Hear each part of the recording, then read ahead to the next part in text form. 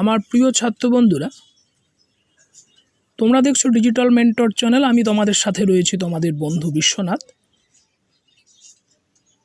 আজ আলোচনা করব 2022 সালে যারা মাধ্যমিক পরীক্ষা দেবে, বাংলা বিষয়ের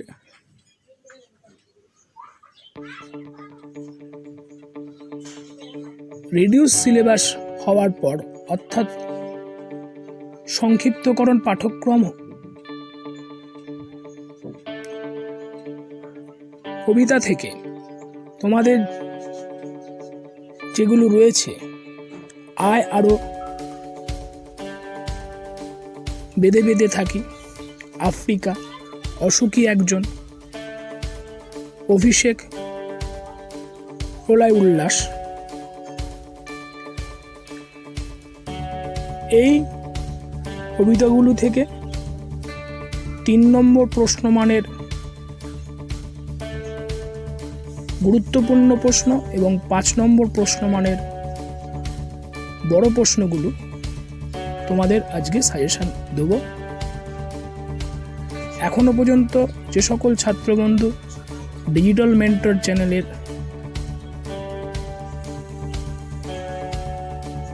সদস্য হওনি, চ্যানেলটি যারা সাবস্ক্রাইব করনি, তাদের কাছে আমার বিশেষভাবে আবেদন রইল, ডিজিটাল মেন্টর চ্যানেলটি রেড সাবস্ক্রাইব বাটনে ক্লিক করে অল অপশনে ক্লিক করে রাখলে তোমাদের সামনে টেস্ট পরীক্ষা অনেকে শুরু হয়ে গেছে, অনেকে শুরু হবে এবং মাধ্যমিক পরীক্ষা রয়েছে। তোমাদের দশম শ্রেণীর সমস্ত বিষয়ের ওপর সাজেশন এবং বিভিন্ন বিষয়ের বিভিন্ন গুরুত্বপূর্ণ অধ্যায়ের প্রশ্ন উত্তর নিয়ে আলোচনা অংশের ভিডিও তোমরা সরাসরি তোমাদের কাছে পৌঁছে যাবে নোটিফিকেশনের মাধ্যমে। তোমরা চ্যানেলটি সাবস্ক্রাইব করে রাখলে তোমরাই অনেকটা উপকৃত হবে। শুরু করছি আজকের আলোচনা। মাধ্যমিক বাংলা সাজেশন 2022। কবিতা, পোয়েম, কবিতা অসুখী একজন, প্রশ্নমান 3। প্রথম প্রশ্ন, সে জানতো না আমি আর কখনো ফিরে আসবো না, সে কে? আমি আর কখনো ফিরে আসবো না বলার কারণ কি? দ্বিতীয় প্রশ্ন, তারপর যুদ্ধ এলো, যুদ্ধ আসার পরে কি ঘটেছিল? তৃতীয় প্রশ্ন, আমি তাকে ছেড়ে দিলাম, আমি কে? তিনি তাকে ছেড়ে দিলেন কেন? 4 নম্বর প্রশ্ন, অসুখী একজন কবিতায় দেবতার কি পরিণতি হলো? এ ঘটনা কিসের সাক্ষ্য? 5 নম্বর প্রশ্ন, সব চূর্ণ হয়ে গেল, জ্বলে গেল আগুনে, কিসের প্রভাবে সব চূর্ণ হয়ে গেল? কি কি চূর্ণ হলো এবং আগুনে জ্বলে গেল? 6 নম্বর প্রশ্ন, সেই মেয়েটির মৃত্যু হলো না, সেই মেয়েটির মৃত্যু হলো না, কোন মেয়েটির কথা এখানে বলা হয়েছে, কেন তার মৃত্যু হলো না? 7 নম্বর প্রশ্ন, সেই মেয়েটির আমার অপেক্ষায়, কোন মেয়েটির কথা বলা হয়েছে, তার অপেক্ষার কারণ কি? 8 নম্বর প্রশ্ন, উল্টে পড়ল মন্দির থেকে টুকরো টুকরো হয়ে, কাদের এমন অবস্থা হয়েছিল, কোন পরিস্থিতিতে এমন ঘটনা ঘটেছে? প্রশ্নমান 5, কবিতা অসুখী একজন। প্রথম প্রশ্ন, যেখানে ছিল শহর সেখানে ছড়িয়ে রইল কাঠ কয়লা, শহরের এই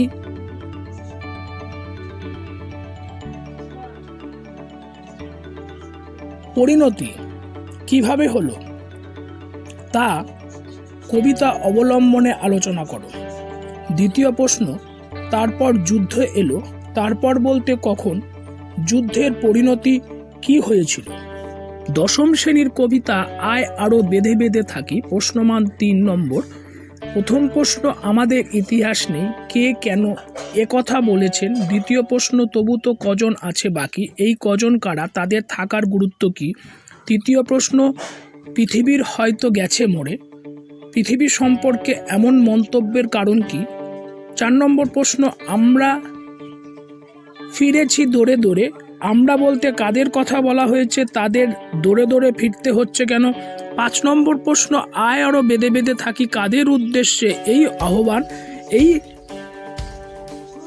আহ্বানের কারণ কি? 5 নম্বর প্রশ্ন, আয় আরো বেঁধে বেঁধে থাকি, কাদের উদ্দেশ্যে এই আহ্বান, এই আহ্বানের কারণ কি? 6 নম্বর প্রশ্ন, আমাদের মাথায় বোমারু, বোমারুকে মন্তব্যটির অর্থ বিস্তারিত আলোচনা করো। 7 নম্বর, আমরাও তবে এইভাবে এই মুহূর্তে মরে যাব নাকি? আমরা কারা? জীবন সম্পর্কে তাদেরই ভাবনার কারণ কি? 8 নম্বর প্রশ্ন, তবু তো কজন আছি বাকি, পরিস্থিতির অর্থ লেখো। এবার আলোচনা করব আয় আরো বেঁধে বেঁধে থাকি এই কবিতার প্রশ্নমান 5-এর 2টি গুরুত্বপূর্ণ প্রশ্ন। আমরা ভিখারির 12 মাস, এই উপলব্ধির অর্থ বিশ্লেষণ করো। দ্বিতীয় প্রশ্ন, আয় আরো বেঁধে বেঁধে থাকি কবিতায় কাদের বেঁধে থাকতে বলেছেন কবি? বেঁধে থাকার প্রয়োজনীয়তা অনুভব করেছেন কেন, তা কবিতা অবলম্বনে বুঝিয়ে লেখো। 10ম শ্রেণীর কবিতা আফ্রিকা, খুবই গুরুত্বপূর্ণ একটি কবিতা ছাত্র বন্ধুরা। তোমরা এই কবিতার পাঠ্যাংশের প্রত্যেকটা লাইন খুঁটিয়ে পড়বে। প্রশ্নমান 3-এর প্রশ্ন, প্রথম প্রশ্ন, এসো যুগান্তরের কবি। যুগান্তরের কবিকে কোন পরিস্থিতিতে তাকে আহ্বান করা হয়েছে?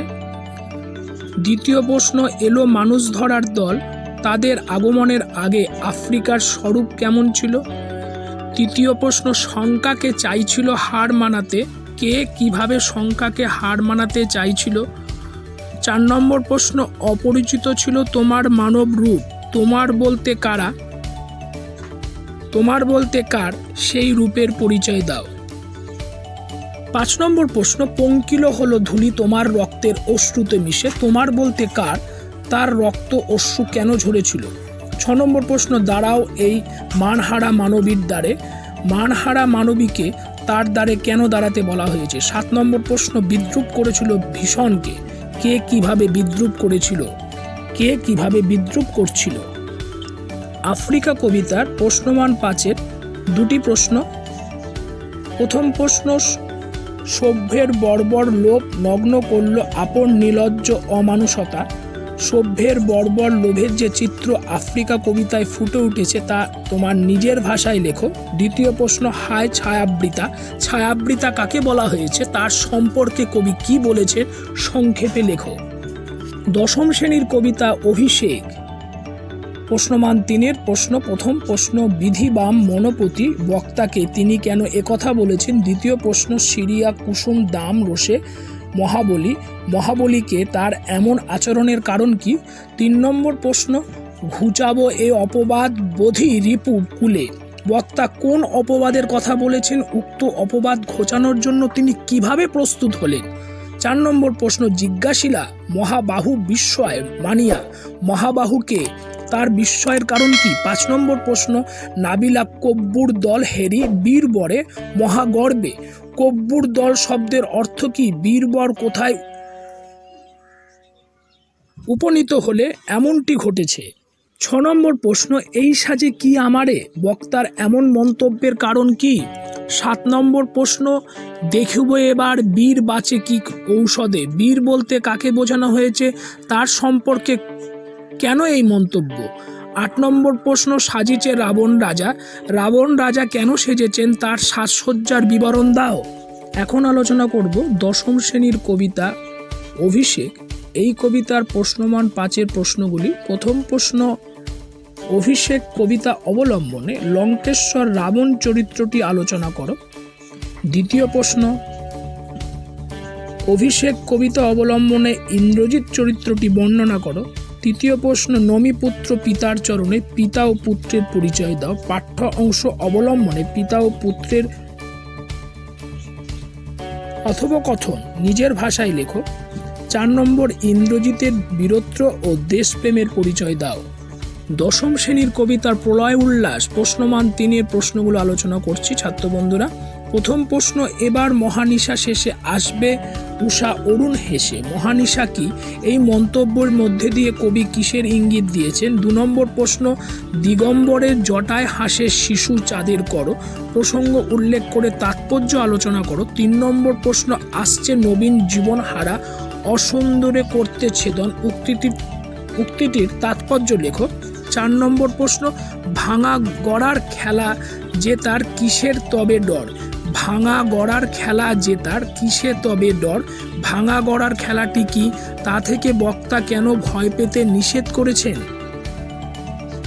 5 নম্বর প্রশ্ন 3 নম্বর প্রশ্ন মানের কবিতা প্রলয় উল্লাস।